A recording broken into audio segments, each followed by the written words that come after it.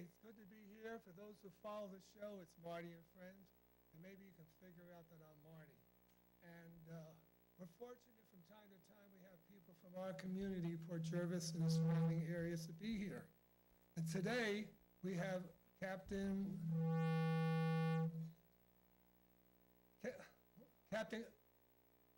Kelly Ross, excuse me, and Mr. Willer Shaw. I'm glad you come today. It's a beautiful day out there. Every day is a beautiful day if you can get up and enjoy it. And she is from the Salvation Army, and she and her husband Jonathan do a tremendous work in this community and beyond. And we also are fortunate to have the president of the advisory board that sort of helps out, right, Willa? We try.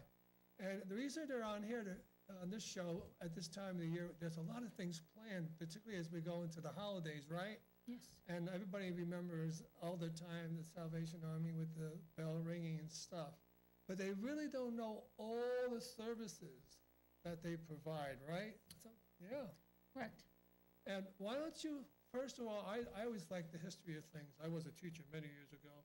And why don't you give us a little history how the Salvation Army was formed?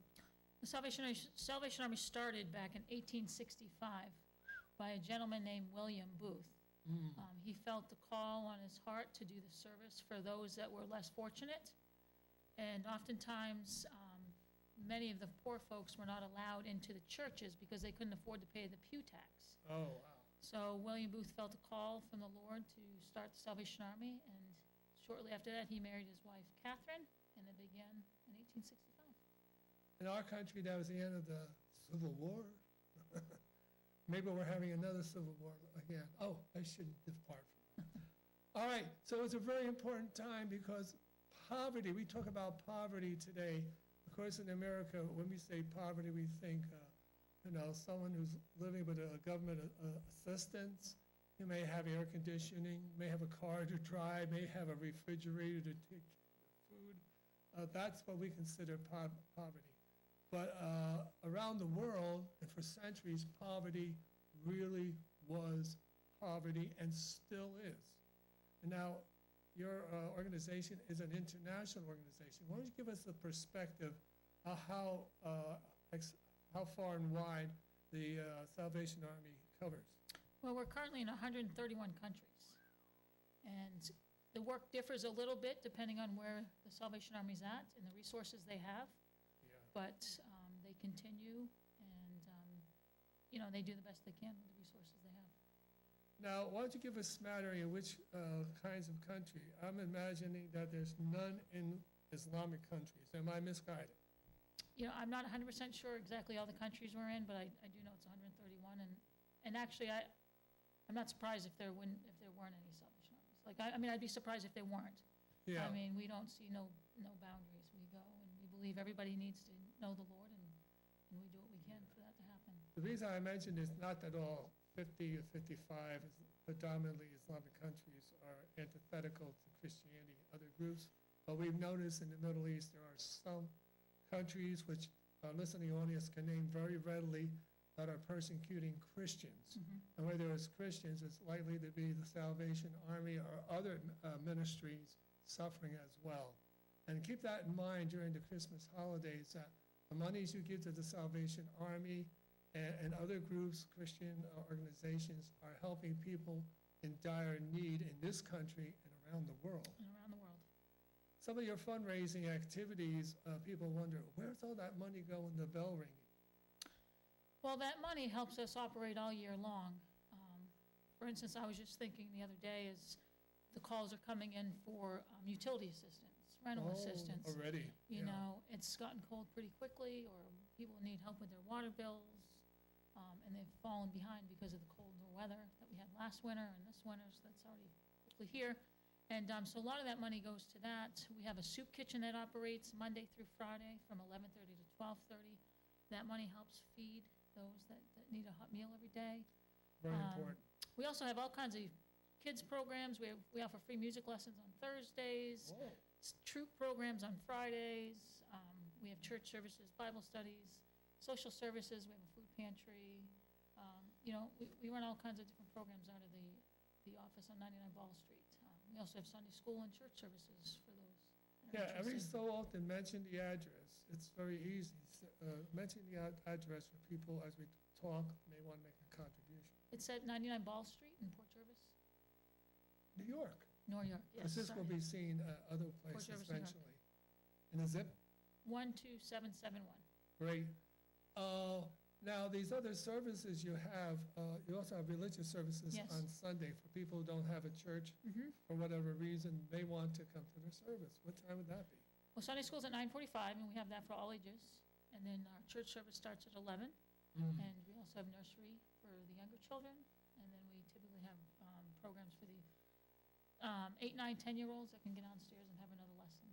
Great, so that's good. No, 11 o'clock is not too early for some folks. You know, I know some churches, they have it at 8 in the morning. I don't know if you want to get up that early, but 11 o'clock is a good time in many churches. All right, and of course, we want to talk about, I mean, you have your organization as Salvation Army, but how is it that there's an advisory board of laymen, I'll call them laymen? Willard, what's the purpose of an advisory board? I think the captain can help me out, fill in a little bit the history, but it's to have an organization of individuals in the community that can assist if there are needs, sort of outreach, if the captains come in. The captains change periodically every 3 to 5 years. New captains come to the community. That's a short stint, really, when you think about it. By the time you establish yourself, dear God, I want to inject that because people think, it's the same people. No, it doesn't work out that way. And so when new captains come in, many times they're at a loss in Mm. terms of the community. Where do I go? Who do I see if I need something done? Yeah, Who do I contact? The advisory board serves a great purpose in that way. And to support, if we can, as needs arise, to the extent that people can assist. A number of people that help with the canteen, help with the kettles, get involved in other parts of the fundraising, which Captain Kelly can tell you about, especially when, the angel trees and things like that, which we've gotten involved in. So it's important to support the officers in their work in the community. That's basically the object of the advisory board. now, how many people are on the advisory board, or is it designed for? There are 18 members, but there are vacancies, Wow, I didn't realize how big it was. and there are, there are members and active members of any organization, but there are a number of vacancies. But most people who are on the board are active and very supportive. Now, tell about the meeting times. I mean, how much is required of a person? You have to come to a monthly meeting. Explain that. We meet 10 times a year, once a month, and How early do you meet? now we meet at 8 o'clock in the morning, which is good because it's for people who can start their day and then get off to work, go about their business as opposed to being in the middle of the day. And that seems to function well. At 8 o'clock in the morning, we meet for an hour. And you get, what? You get donuts and coffee. That's an incentive. No. If there are people who are interested and would like to be involved in the advisory board, there generally are vacancies. If anyone is interested, they can certainly contact the captain, who can put them in touch with me. Yep. We'd be glad to explain in detail what we do. And all are welcome. We have members from multiple churches, not members of the board who are not involved in churches. So Yeah. it's a community support for a wonderful organization, and we all believe strongly in this Corps that it's an integral part of our community, and the advisory board has been very active for many, many years. What was the telephone number they would call? Area code 845-856-3214. So you're going to have to do a lot of work this half an hour. Now, I was saying how busy you are. Will you just give us a summary of what you did this past summer? Because that's a busy time as well. Yeah, this past summer, we had the opportunity to do a free day camp I called it Free Summer Fun. We met Tuesday, Wednesday, Thursday, Friday, from 9 to 2 every day. So we started out with breakfast every day, devotion time, and then we had activities throughout the day. And then we would feed them lunch. We did some swimming at High Point. We did field trips. Wow. We had groups come in. We had arts and crafts, all kinds of different activities. And this was a free program that we did all summer long for the kids in the community. And we had about 42 kids every day. And those you send away? No, those were the ones we No, had. those you have the day program. Right. I'm sorry, what about, The overnight camp, this summer we sent 32 kids to Starlight Camp. wow, Now, free. for free. That's astounding, by the way. Typically, it costs anywhere from $350 to $400 to send a child to camp, Which is not. which is not an easy thing to do. And we were privileged enough to send 32, Wow. and each of those children got to go for free. And there were a couple of children who did not have the items they needed for camp. So the night before, we went out shopping and bought them sleeping bags and sneakers and some Wow. clothing, as they were telling me that, Captain, we don't have the items we need to go to camp. What are we going to do? So we went and did some shopping. Yeah, it reminds me how supportive in my mind is sending kids to camp, getting them out of the town, getting them away from the families, and a little more independence under guidance. I couldn't afford it years ago. I wasn't Salvation Army, it was a Boy Scout camp. I couldn't afford it. And I went to a headquarters for a purpose, and I got beat up on the outside of the building. Not too bad. But out of it, consolation, they gave me the opportunity to go to the camp, out of the city area, into wonderful nature. I had to work hard day and night in their kitchen, but I loved it for 3 years, free. Okay, they gave me nominal pay for it. It was just a token. But I learned personally how important these opportunities are, because it made a difference in my life. Being away, meeting more people, being close to nature, and of course, they did have some religion, but not like the Salvation Army would have, and that's what kids need. All right, now the winter months are here, and the holidays one after another. Now, what does that cause in your center? It just means that we just continue to do and provide services that are needed for the many families in the community. This past week, we've just done a week of accepting applications for those families in need of toys for their children. So we're working on that. So that involves the Angel Tree Program. Explain the answer. So the Angel Tree Program is an opportunity for families to come to us, provide us their children's wishes for Christmas, and then we reach out into the community to local businesses and churches to assist us in getting those toys and the jackets and the clothing that the families have Wow. requested. And, just to sit there and to listen to their stories and to see how grateful these families are. I mean, they're not asking for anything huge. They're not asking for electronic things. They're asking for trucks and for cars and for Barbies and baby dolls, and to be able to provide that for these families. So we take all that information, we get that out into the community, we work with the community then in return returns those toys to us and the clothing to us.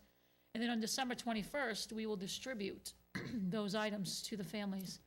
And let me tell you, if you can be there on that day and to see the expressions on these families' faces, because for a lot of the families, not all of them, but for a lot of them, this will be their children's Christmas.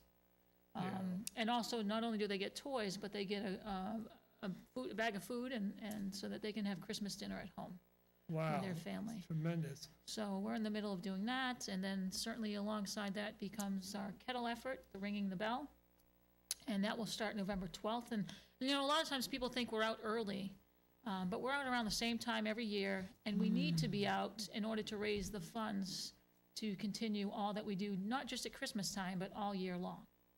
Now, you have a new system where you can donate, if not in cash. In fact, it's going to be shown on the TV screen what this new program is. Yes, it's a texting. A way to donate is to text 41444 to PJ Red Kettle. And that money stays obviously directly in the community as well, just as when you put the dollar in the kettle. But what we find oftentimes is not many people carry cash anymore. Right. So we're trying a new thing, and so we're going to ask that if you don't have cash and you see one of our red kettles, consider donating by texting 41444 to PJ Red Kettle. An excellent idea. This The is message is PJ Red Kettle to 41444. Ah, I got it backwards. You dial the number 41444, and the message is PJ Kettle. Right. And we also have, I forgot what you call them, the Q thing, where you can actually scan that with your phone, and it will take you right to that text page. And all you have Wow. to do is put in. This is the 21st century stuff, isn't it? Well, this is what, the second year now? Yes. Last year was a trial, and Mhm. now you got it down pat. Now, is there anything special you do Thanksgiving? We do a community meal for Thanksgiving. We don't do it on Thanksgiving Day, but we do it the Tuesday before Thanksgiving. Oh, wow. And that's from 11:30 to 1 o'clock. And we partner with Delaware Valley High School. They cook the turkeys for us, and they Wow. send students over to help us serve that meal that day. That's great. And that's always a good time. For those who have their pens and pencils, say the phone number again. It's area code 845-856-3214. Yeah. Marty, could I just emphasize? Yes.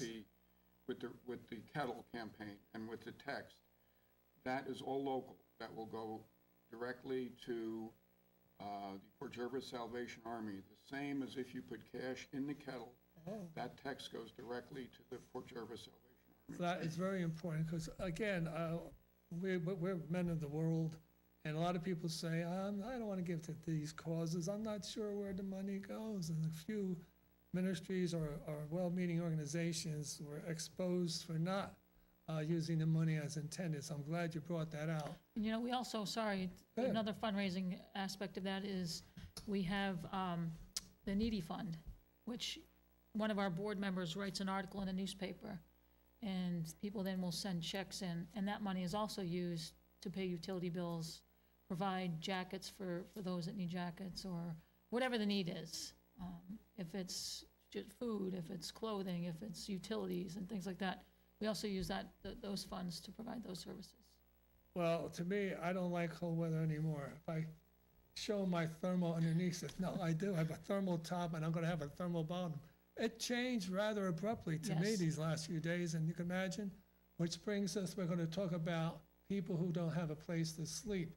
Before we do, I like to sing. For those who watch my show, I sing gospel music, but also regular music. But today, you're going to see a person I sang with for a number of years.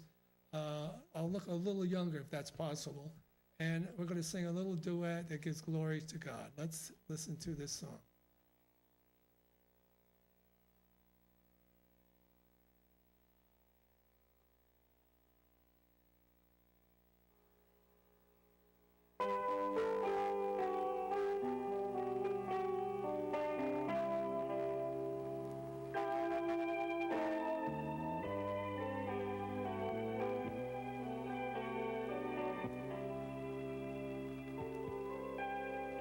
I used to think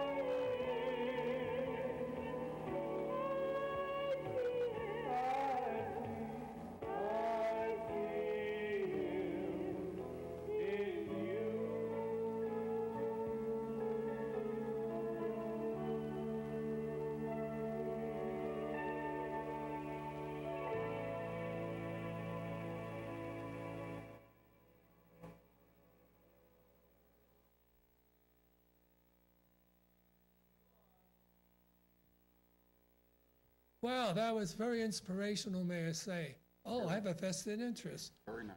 That woman, by the way, we sang for a number of years, and we went into prisons, we went into shelters, as well as churches and missions and all that. And fortunately, she could speak Spanish as well and sing in Spanish. So you can imagine the prisoners ate her up like she started speaking their languages, was many of them were Hispanic at the time. All right, I know we're not covering everything. Willard, can you think of something we should emphasize? There are a couple things. One, as you can tell from listening to the captain, basically they do not sleep from now until the 1st of January, until after Christmas. Oh, yeah. They're working nonstop. And one of the big helps that people could have is with the red kettle. You know, you see the stands out, people are ringing the bells. A lot of those people are volunteers. So if there is a group, church group, an organization, a fraternal group, if you would like to spend half a day, an evening, a full day ringing the bell, that would be a tremendous help to the captains. If they could contact them at the Corps, that would just be wonderful. And the number is again? Area code 845-856-3214. Keep going. That is a big part of the fundraising for the year, and it makes a big difference. And it's great to be out. You get to see people and visit, probably people you haven't seen in years. You'll see Right. standing out at the kettle. It's great. I would recommend it. So. And what about volunteering in general at the center? You have things people can do? Yeah, we have, especially this time of year, you know, it's the angel tree, which involves sorting the toys as they come in, involves bagging the toys as they come in, even involves helping us keep the building clean. You know, Oh, yeah, so if it's a somebody has some good-sized time and they building. want to help us, you know, do some vacuuming and some sweeping and, I would just like to add that, you know, as the captain talks about the angel trees, it runs so smoothly and so simply. But if you ever see the hundreds and hundreds of gifts that come in that have to be matched up with the cards, it's a tremendous amount of work. picking them up too is, because we drive around to the different Oh, wow. agencies, different businesses, different churches that are willing, and we're so grateful, because without the community support, we would not be able to do what we do. And so that involves driving around and loading up the vans, loading up the canteen, and lugging that all in and sorting it. Sounds like you need a lot of drivers. Oh, you do a lot of the driving. Yes, I enjoy it, yes. Wow. Watch out when she's on the road. Oh, no. How did you get involved? You never said that. Well, I've grown up in the Salvation Army. My grandparents on my father's side were involved in the Salvation Army, and I don't remember a time that I was not at the Salvation Army.